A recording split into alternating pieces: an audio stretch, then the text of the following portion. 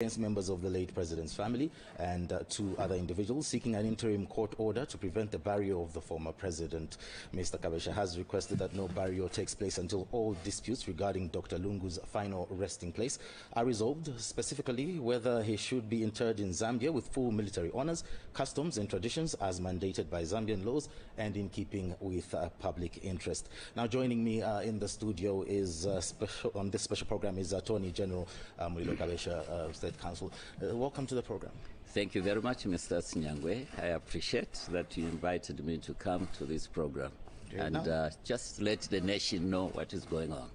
Okay. Now, Mr. Attorney General, what has prompted your decision to file a challenge over the repatriation of the former president's remains?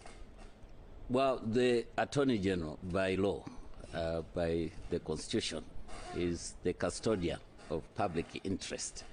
So in this matter, I think the executive, they have tried to negotiate with the Lungu family that the body be repatriated to Zambia and be buried here. They have been having talks, and we saw at one time there was almost an agreement, but at the last stage there was some assorting that the family of the Lungu family decided that the burial should take place in South Africa. And there are mixed positions. Some members of the public think that is not okay, that's not ideal, culturally and morally, for the Zambian president, former president, to be buried outside the country. For the government also, it has obligations to bury the former president in this country by law. And so after negotiations failed, it was also my decision, as my office mandates, to try and approach the courts to help us to come up to terms. Now, the application I've made in the court, in the High Court in Pretoria, it has two limbs. The first one, because the burial should have been today, President Lungu was to be buried in South Africa today at 10 hours. And so yesterday I filed an application. We call it an ex parte application for a stay, to suspend, not to stop, to suspend the burial of President Lungu today until there will be a second phase. The second phase is for me to apply to court that the remains of our President Lungu be repatriated to Zambia. And so the first stage of staying, suspending the application, was held today at 8 hours. And so the court has allowed that we don't bury today. Okay. The court at least has allowed that we don't bury today because we made what we call prima facie case, that yes, there is need for the parties to continue discussing and for the parties to reflect whether this is the best arrangement we want. And so the court has allowed that we wait until I make the application to court, and I've been asked to file on or before 3rd July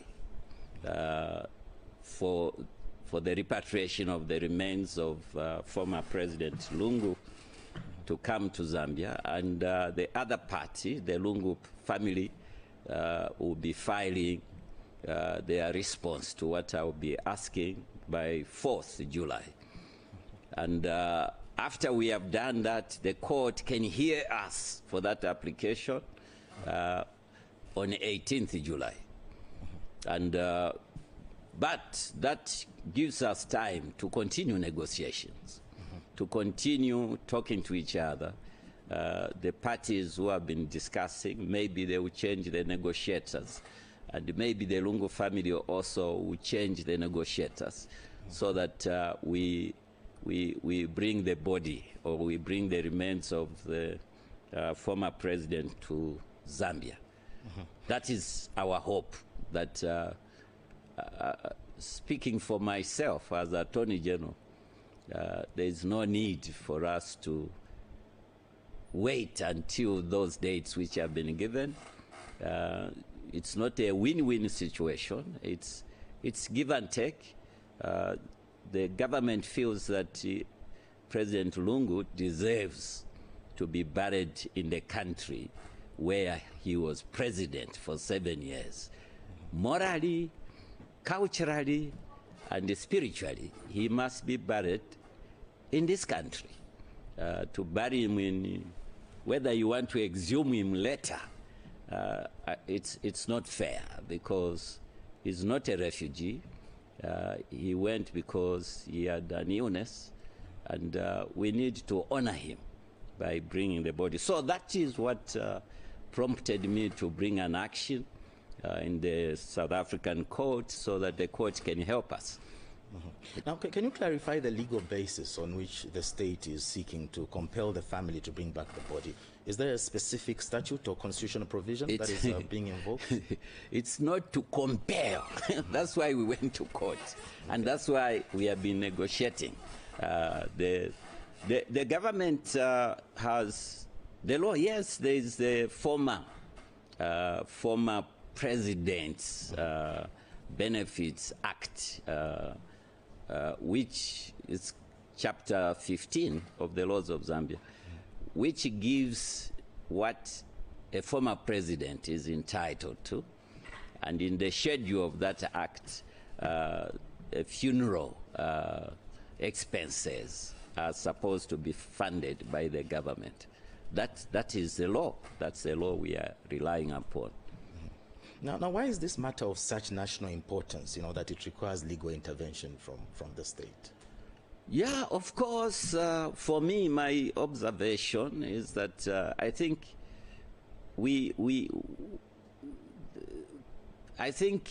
politics have come in. I think it shouldn't have been. President Lungu didn't belong just to political groups. When he became president, he became a national asset.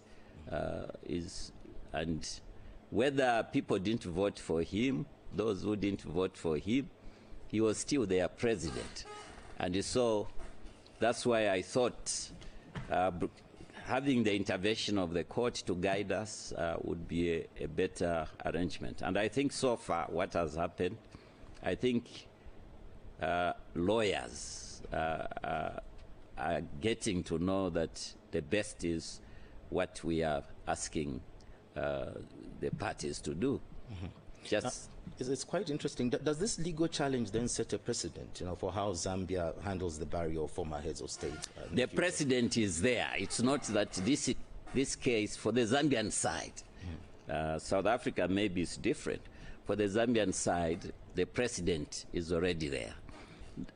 What I need to explain also is that the law in Zambia is that it's either by an act of parliament, a piece of legislation, or by precedent of the court. When a court makes a decision, that becomes a precedent, and we have to follow what the court has guided in that precedent, or what the court has ordered. Now we have a precedent in this country, the Kaweche case, when former President Kaunda died. If Zambians have good memory, those who were paying attention to the burial of President Kaunda, they will remember that there was a case in court by Kaweche Kaunda, the son, that they wanted him to be buried at the house where the mother to Kaweche, or Betty, was buried. The matter went to court, and the High Court there ruled that a former president is not a private arrangement. It's not a private property. is a national property, and it must be, his burial should be handled by the state. The moment there is a national mourning declared, then the law kicks in. The presidential burial takes place, and the government, the military honors, and all the protocols involved, they kick in. There's a law already. That case it's a law. Mm-hmm. Now, critics may argue, and this is an argument that is going out, that the family has a right to mourn and bury their loved one as they see fit. How does the government balance state interest with the family's right to privacy and cultural considerations? Yeah, I think the government in those negotiations, by where the government, there was the Secretary to the Cabinet and former Vice President Kavindele, they tried to balance up, and the government was saying, let's continue discussing. It's trying to balance that the family, yes, they have an interest, but the law set in that case, which I've cited, says the family or private interests cannot override public interest. Mm-hmm. And in that case, the judge emphasized that once a national mourning has been declared, and because of the death of the former president, it's the public interest that takes the position. It's the public interest that overrides the private interest. That's the law. Mm-hmm. And that's what we are riding on. Okay. Now, looking at this suit that you've brought in, I mean, this is law for Zambia, but then this is in South Africa now. Do we have any cases within Africa or within Southern Africa that you are using as, where we're getting lessons from, or that you can use as examples, to help with this case?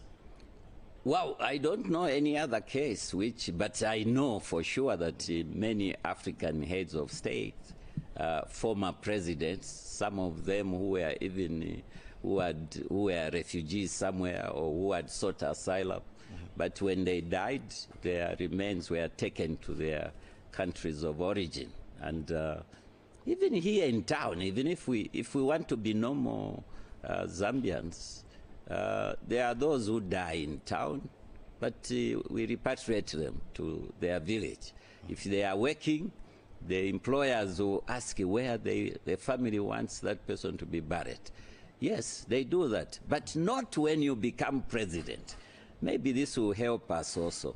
For those politicians who want to be presidents, when you become a president, you stop being a private person. Don't even talk about, I have a right to privacy. You are an asset for the nation. Where you go, the state should know where you are going, because they are protecting. When you have been president, when you have been attorney general, there are things I know which you don't know, Sinyangwe. And those things belong to the state. That information belongs to the state. I cannot be allowed to have a free movement. The state should know where I'm going to protect what I carry. That is the position. And so, specifically, we don't have a particular law that says this is what should happen, apart from that case which made a decision in the Kaunda matter. Mm-hmm. But surely, maybe in future, we should have a law. Okay. Now, if the court rules in favor of the state, what practical steps would follow in ensuring the body is brought back? And if it rules otherwise, what would be the state's position? Let's start with, if the court rules otherwise, when I make the application to repatriate the remains of former President Edgar Lungu, if the court rules otherwise, as the state is concerned, would have done our part. We have gone to the last. This is our last bus stop. We can't go further. We are just trying to help the situation. That President Lungu doesn't just belong to the immediate family members. He belongs to the whole nation. There are people who are from Chawama, they want to attend the burial. There are people from Kazungula, they want to attend the burial. The Zambians just need, they want to attend the burial. And if the court agrees with our application to repatriate the remains of the president, former President Lungu, the cabinet office will run the protocols as what will be done. Okay. Now, you know, should this happen, is the state willing to proceed with, you know, maybe appointing a neutral body like the church to mediate between the church have been involved? The church have been involved. Even other stakeholders, those who thought they were close to the Lungu family, they have been involved. They have been negotiating. And speaking for myself, this period which we have been given, even before that, I believe in parties agreeing and having consent. But now, apart from looking at what happened in the past, that parties agreed, and there was some sentiments that the government side had breached, according to the Lungu family, that the government side had breached. But if we go to court, before even 3rd July, if the parties are able to agree, I will sign. It will be a consent judgment, which we are going to file in court, and no party will be allowed to somersault on that court order, because it will become a court order.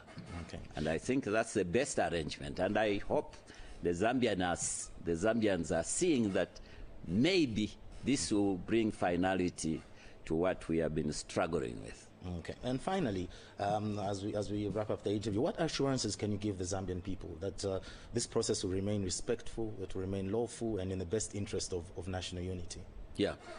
Thank you very much. I want to assure the Zambian public that this process we have gone into, it's a good one, because it will bring parties together. And let us continue, remain united. Let us learn also, if we call ourselves Christians, it shouldn't be by mouth, it should be by what we do. Let us learn to love one another. Let us learn to forgive one another. That is what Jesus Christ guided us to do. So the nation, be assured, the government means well through the Attorney General. I mean well, that let's bring this issue to the conclusion, so that we bury our former president in a decent way. Being buried in another country, I can't assure that to be a decent way. We must bury our president in the country of his origin, and that is Zambia. That's the best arrangement Zambia can have. And finally, as well, you know, I think the biggest argument has also been that when he left the country, he had been stripped of his benefits. He was basically not what you would recognize as former head of state. He was a normal citizen. So how are you balancing that narrative with bringing him back now? Please, as a statesman? Thank you. Please, Zambians, no one stripped, no individual person or office stripped President Lungu of his benefits. The same act I've cited, former President's Act, Chapter 15, talks of any person. That is the law. The law, it was not made by this current government. The law says any person who has been president, and if that person joins or goes back to politics, he loses those benefits. No one. Have you forgotten that on 28th October, President Lungu went to the memorial of President Sata on 28th October and announced that he had come back to politics. So no one is stripped. It's the law. The law kicks in. It's the law that stripped him of that, because it was his constitutional right to go back to politics. And if you go back to politics, the law says then the benefits for former president stop. That's the law. No one really stripped him. It's the law. Okay. So in the interest of time and ensuring that this process is done as quickly as possible, when are we expecting you to file in South Africa? Because you've been given up to the 3rd or the 4th of July? To the 3rd of July. Yes. I intend to file before 30th. But in the meantime, we'll continue talking to the family.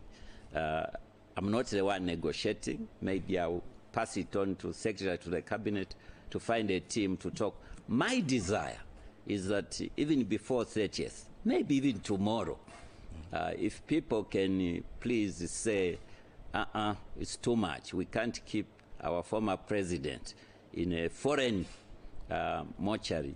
Let's see what we can do. What's the best? Speaking for myself, the best for this nation is by tomorrow the parties agree, or even we, myself and the family, we sit and agree what should happen. Bring the body here, let's bury.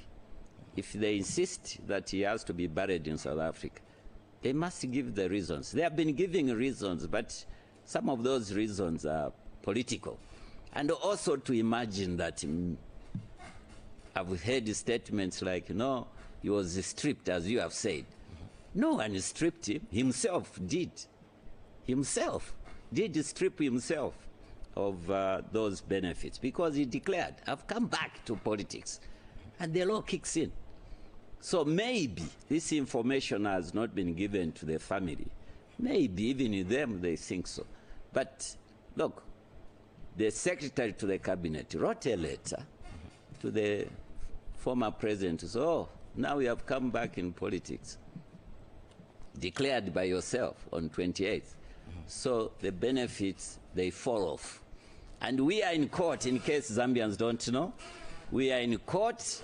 Somebody, the former president went to court, in the High Court, challenging that law about former presidents losing their benefits because they have gone to politics. It offends the Constitution on the rights. Rights to do whatever you want, rights of association, rights of whatever you want to do. We are in court. The matter is in court. I was sued. Okay. So, but the law is still there. The law has not been declared by the court that it's unconstitutional. Okay. So we are just following the laws. All right. We are government of laws. All right. That's all. That's all. Which laws we didn't enact, enacted by previous governments. Right. Well, thank you very much for coming through for this interview today. Thank you so much, Mr. Sinyangwe. The nation, we are still mourning. The mourning can only end when we have put to rest the remains of our former president. And we continue saying condolences to the Lungu family and to the whole nation. All right. This has been a special interview on ZMBC television. And of course, we were featuring the Attorney General, Mulilo Kabesha.